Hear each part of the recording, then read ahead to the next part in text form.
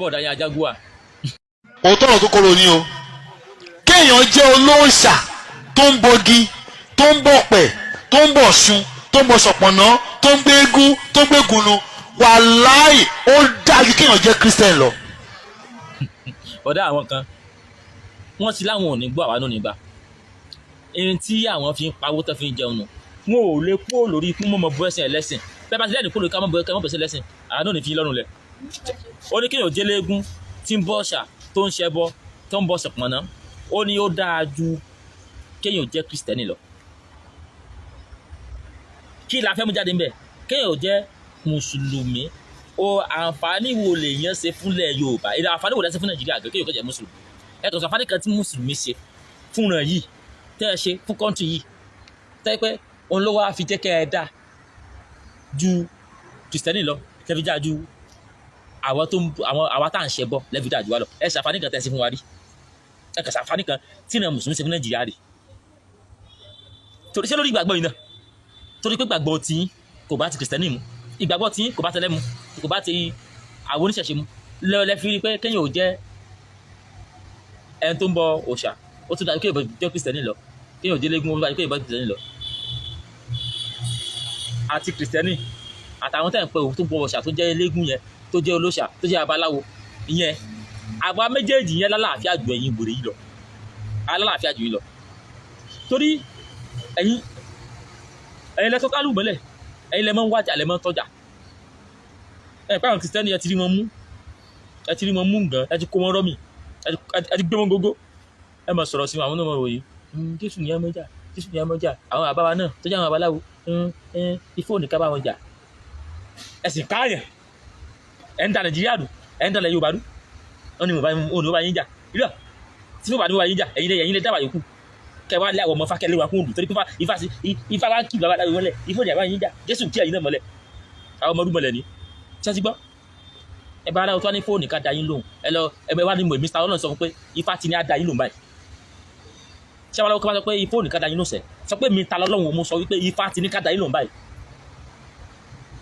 tí Kristẹni kí wá sọ pé Jésù ò fẹ́ ká da yín káwọn ò da yín lóhùn sọ pé mi ta lọ́lọ́run mo sọ pé Jésù ti ní kí ẹ dá mùsùlùmí lóhùn báyìí torí pé wọ́n ti ń ríra wọn bí ẹni páwọn làwọn nílùú wọ́n ti ń domi àlàáfíà lù ú wọ́n ti ń lo wọ́n ti dá wọn lò wọ́n ti wá ní majority láti lè ní majority agbúgbọ́ wa àti oníṣẹ̀ṣe àti Christian nǹkan ó ṣì ẹ̀mí wa bẹ́ẹ̀ ni mo sọ fún yín tí àdọ́rọ̀ tí mo ṣe mọ́ lé wọ́n fi ayé sú wa ẹ jẹ́ mú ní majority wò ẹ jẹ́ mú ní majority yẹn yìí wa wọ́n fi ayé sú Christian wọ́n fi ayé sú oníṣẹ̀ṣe ẹ lọ wà níbi tó ti ní majority wọ́n ti ní majority in Kwara State wọ́n múra kwásẹ̀ bí káwọn mọ́rò oníṣẹ̀ṣe kankan mọ́ ni wọ́n ti ní majority mẹ́ ṣùgbọ́n ní tí ó jẹ́ kí ọ̀rọ̀ wọn kó lè tètè yá láti lé oníṣẹ̀ṣe lọ ni pé nínú àwọn tó jẹ́ àfa náà àwọn kan náà ti wà láì pé oníṣẹ̀ṣe ni wọ́n ṣùgbọ́n ká máa pé Muhammadu lè ká máa pé Muhammadu láyé lónìí gbogbo ẹ̀ eyín ni wọ́n á mú wọnú ìṣẹ̀ṣe àwọn náà àwọn ibi tí wọ́n tó sí ó wá ń gbé èèyàn méjì ẹ̀sìn méjì tó lálàáfíà jù mí lọ ó wá ń gbéṣẹ́ gbé ara wọn ní tẹ́gbẹ̀ẹ́ pé àwọn ò lálàáfíà nìyí kò jẹ́ pé oníṣẹ̀ṣe tó sọ pé kéèyàn jẹ́ kinní kan ó dáa ju kéèyàn jẹ́ mùsùlùmí lọ tẹ́pẹ́ yìí náà lè wá jáde ẹwà gan tó ti jáde Ajagunwa ìrọ́pọ̀jù ẹwà gan tó ti jáde láti máa tako Kristẹni wọn tiẹ̀ ń tako nígbà òyà ẹni ní oríṣiríṣi mo ti ẹ̀ka wá kú wọn tako Kristẹni ó lè Jésù ó jẹ́ gbàdo amadu àwọn yàwó bàbá àbòwìlé wọn kan náà ìkọlà àwọn bàbá àbòwìlé wọn ìyẹn náà kẹ Jésù fẹ́ yàwó Ọlọ́run ga yín bàbá lóko torí pé ó ṣeun àánú rẹ̀ dúró láéláé ó ṣeun àbúrò mi Adégbọlá ta lọ́lọ́run mo kí gbogbo ẹ̀yin èèyàn tí ẹ̀ ń wá sí orí péjì yìí mo kí wa gidi gan ẹ̀yin mùsùlùmí mo sọ pé assalamu alaikum ẹ̀yin Kristẹni mo kí ní kí àlàáfíà Kristi kó wà pẹ̀lú gbogbo wa ẹ̀yin oníṣẹ̀ṣe mo kí wa pé kára ó lé o yóò dára fún gbogbo wa ilẹ̀ Yorùbá ó gbé wa àní ṣubú dẹrù ayọ̀nà mo fẹ́ kẹ́ ẹ mọ kinní kan dájú sáká fídíò ta lọ́lọ́run tí mo play yẹn ó lè lọ gbọ́ dáadáa sórí pé Ustaz Jamiu ló fi bẹ̀rẹ̀ tó ní kéèyàn jẹ́ ẹlẹ́bọ olóró abọ̀rìṣà bọ́gìbọ̀pẹ̀ ó sàn ju Kristẹni lọ sọmọ wípé ta lọ́lọ́run ló dá lò wípé àwọn ẹlẹ́bọ ó mọ̀ pábòsí ni Ustaz Jamiu ń ṣe. Wọ́n lè jẹ́ abọ̀rìṣà bọ̀ wọ́n fẹ́ pa abọ̀rìṣà lẹ́nu mọ́ kán má bàa jọ ìmọ̀ Kristẹni. Wọ́n fẹ́ káwọn nìkan dá Nàìjíríà dì mú. Ohun tí màá fẹ́ kó kákọ́ wa lẹ́kọ̀ọ́ ni wípé sẹ́rí péjì àbí ọ̀rọ̀ àwa Kristẹni lápapọ̀ àwa láti dá ogun ìjà ẹ̀sìn sílẹ̀ rárá. Ṣùgbọ́n ìwọ tó bá yẹ pé ìjà ẹ̀sìn ń gbé ẹ nínú, ó lè dálẹ̀ nígboro wàhálà tó máa dẹ́ ẹ lóhùn tó rárá ń kan everybody báyìí. Ṣùgbọ́n péjì yìí kẹ́kọ̀ọ́ níbẹ̀ ni jẹ́ kó yí ẹ wípé mùsùlùmí nìkan kọ́ ló ní ilé ayé.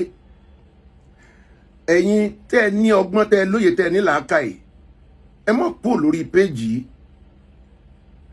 Bó o bá fẹ́ ṣépè kẹ́kọ̀ọ́, bó o bá fẹ́ ṣépè, bó o bá fẹ́ bèbú dẹ̀ mọ́ tanu bá upcoming generation àwọn ọmọ kéékèèké tí ń bọ̀ mọ́ ṣépè fún ọmọ ọlọ́mọ kan bá ṣépè fún ẹ. Ẹ̀kọ́ ẹ̀sìn wo ló kọ́ wa nírú ẹ̀kọ́ yẹn? A fẹ́ lọ kó ẹ̀kọ́ ni. Arítẹnimọ̀ wí, a fi àpáàdì bo tiẹ̀ mọ́lẹ̀. Ó ń lòwe Yorùbá kan wí, ó ní Mùsùlùmí ń lò. Tó ń rí ti Kristẹni wí, tó ń rí tẹlẹ́bọ wí, tó fi àpáàdì bo tiẹ̀ mọ́lẹ̀. Èyí tẹ́ wá fà àpáàdì bo yẹn, ó ń là ń sí síta tó ń bí yín nú, tẹ́ ń ṣépè wọ̀nyí, tẹ́ ń múra tẹ́lẹ̀ fẹ́ jíjà ẹ̀sìn. Ọ̀la máa continue kó lé ọdún yìí la máa mú wá àwọn mùsùlùmí ẹgbẹ́ yín gangan tí àwọn ní làákàyè tọpọlọ wọn sí wọn mọ̀ pé tó bẹ́ẹ̀ tá a bá bínú tá a bá sọ̀rọ̀. Àwa ti sọ̀rọ̀ ohun tẹ́ ẹ gbé pamọ́ tẹ́ ẹ sọ pọ́ dáa tí ò dáa ó là ń tú síta. Péjì ò ń ṣe fún ìjà. Ẹ jẹ́ ń kọ́ ẹlẹ́kọ̀ọ́ nípa Kristẹni. In the book of Proverbs 26 verse 4 and 5 verse 4 ẹ jọ̀ọ́ kí ló kà? Má ṣe dá aṣiwèrè lóhùn. That's over 30 years. Yeah, over 40 years or 50 years. Wọ́n ń pe àwọn àáfàá kan ní Adébọ̀wálé. Àwọn ti kọ́kọ́ sí oríṣiríṣi lọ nígbà tí ó tiẹ̀ sí fóònù. Wọ́n ń pe àáfàá kan ní Àjàlá. Tán ti ń attack Kristẹni, ti ń attack ẹlẹ́bọ. Kó tó wá kan àwọn Ustaz Jamiu, kó tó kan àwọn Adépọ̀jù.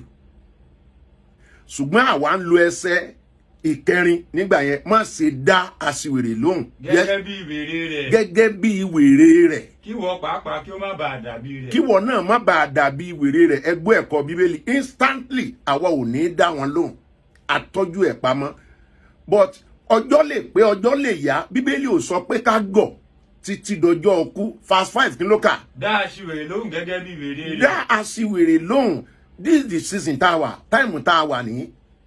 Ẹ má rò pórí wá kú, ẹ má rò pa àgọ̀, dá aṣiwèrè lóhùn gẹ́gẹ́ bí wèrè rẹ̀, yes. Kí òun kí ó má bàa gbọ́n ní ojú ara rẹ̀. Kó má bàa rò pé òun nìkan lòun gbọ́n ní ojú ara rẹ̀. That is number 1. Number 2, ìwé Oníwàásù orí 3 ẹsẹ̀ 7 ẹjẹ́ agbọ́n tó sọ.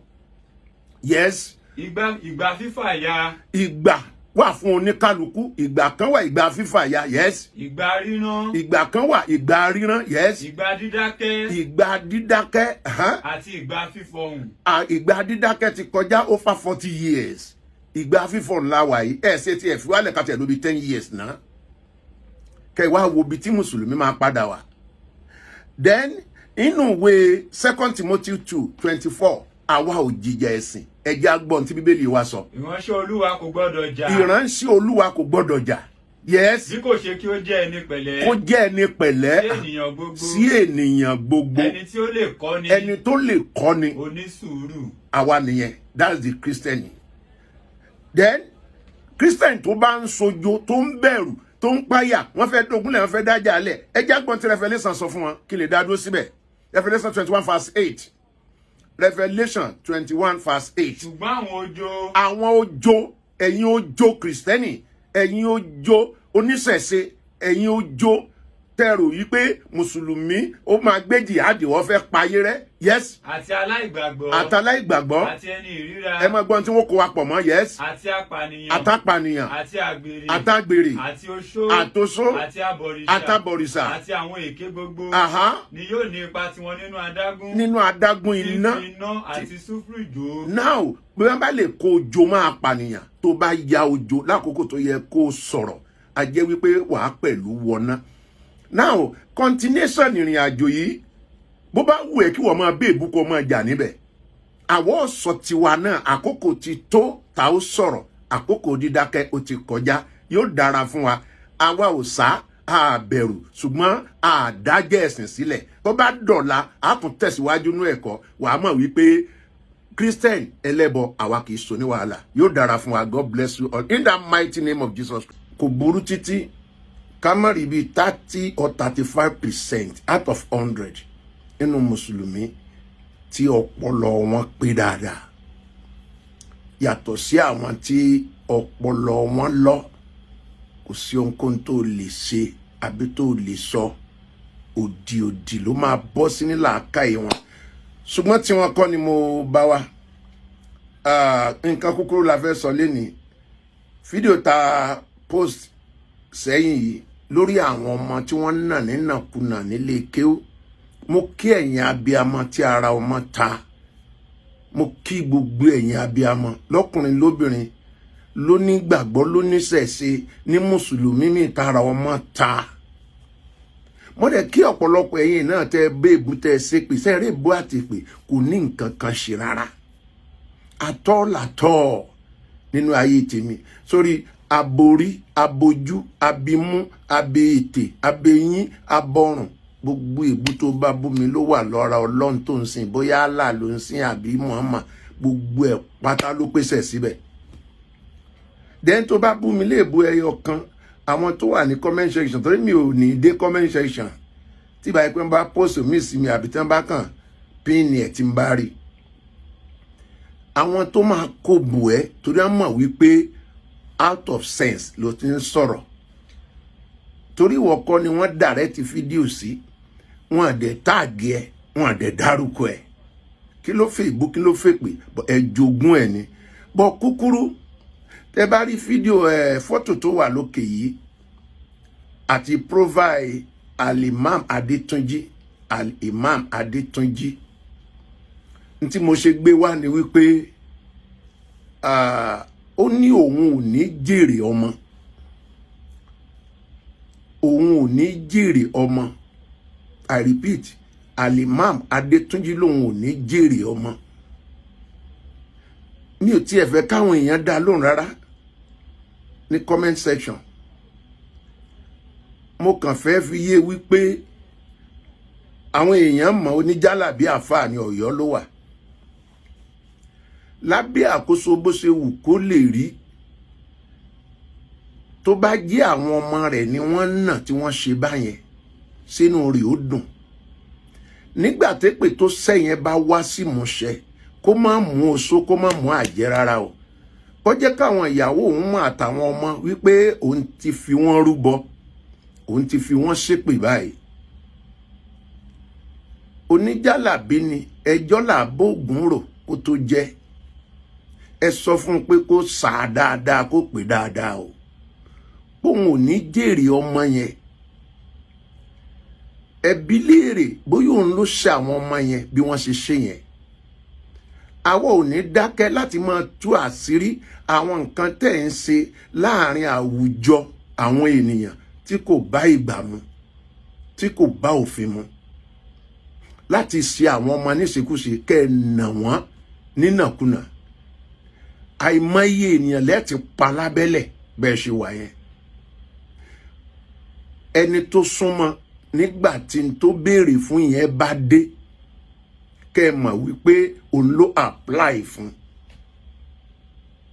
Wọ́n dẹ̀ máa grant request ẹ̀ ní agbára Ọlọ́run. Ṣé wá rí tẹ́nì kejì tó wà nísàlẹ̀ yìí, Imam Ògbómọ̀ṣọ́, mo fẹ́ fi ṣàpẹẹrẹ. Ẹ máa gbọ́n tó wí nísìn wípé àwọn mùsùlùmí nìkan ni ò ní ṣòfò. Àwọn tí àwọn jẹ́ mùsùlùmí nìkan ni ò ní ṣòfò. Ẹni bá gbé ẹ̀sìn míì wá, dáàbóyá Kírísítẹ́nì àbóníṣẹ̀ṣe, ó fi yé wa pé àwa là á ṣòfò. Mo dá lónú fídíò yẹn nígbà tó kọ́kọ́ ṣe pé sọ̀rọ̀ lílé nígboro ẹnu. àti ṣòfò rẹ súnmọ́ òun sì ti bẹ̀rẹ̀ sí ní ṣòfò lọ́wọ́ báyìí tá a bá wo ohun tó ń ṣẹlẹ̀ l'Ógbómọ̀ṣọ́ ó ti ń ṣòfò ipò ó ti ń ṣòfò ara àdúrà wa ni kó má ṣòfò ẹ̀mí kò tiẹ̀ nídìí kó tí ì dálùján náà rárá èpè bóyá ẹ kẹ́kọ̀ọ́ nípa rẹ̀ ojú mẹ́ta ló ní ṣùgbọ́n tá a fi jọ ọmọdé lọ a ò ní fi hàn tá a bá fi hàn a ní múlé lọ́wọ́ tá a bá múlé lọ́wọ́ a ní kọ́ bí ó ṣe lò tá a bá tún kọ́ bí ó ṣe lò a ní fún láyìí nìkẹ́ àtàyè nípadà rẹ̀ yóò dára fún gbogbo wa ẹ ṣé mo dúpẹ́ ẹ wo fídíò rẹ̀ yẹn náà. gbogbo ẹni bá ti ṣe nǹkan mi lẹ́yìn Islam lẹ́dùkẹ́ á máa mọ̀ pé yóò ṣe òfò ojú bẹ́ẹ̀ lọ torí bẹ́ẹ̀ tó o bá mọ̀ pé bí lo wà dúró àwọn ọ̀bẹ tó bá jẹ́ òun yẹn lọ bẹ́ẹ̀ lọ bye nobody is begging you ó wù ẹ́ láti ṣòfò nínú àwọn tó hell with you àtòfò tó o fẹ́ ṣe. ẹ jọ dúró tó o bá fẹ́ dúró kájọ máa gbádùn. ṣépè bí ẹ bá ṣépè fún ẹ o lè dá padà ẹ má bá wọn ṣépè ẹ má wá ṣépè lé àwọn ọmọ ọlọ́mọ rárá o ohun tí Àlìmámà Adétúnjí ń ṣe yẹn Ànábì Muhammad ti ṣerú rẹ̀ lákòókò kan tán ti ṣépè lórí àbòsí ẹ lọ kàtàn dáadáa Ànábì Muhammad padà jèrè ọmọ o Fatima nìkan ló kù lójú ayé rẹ̀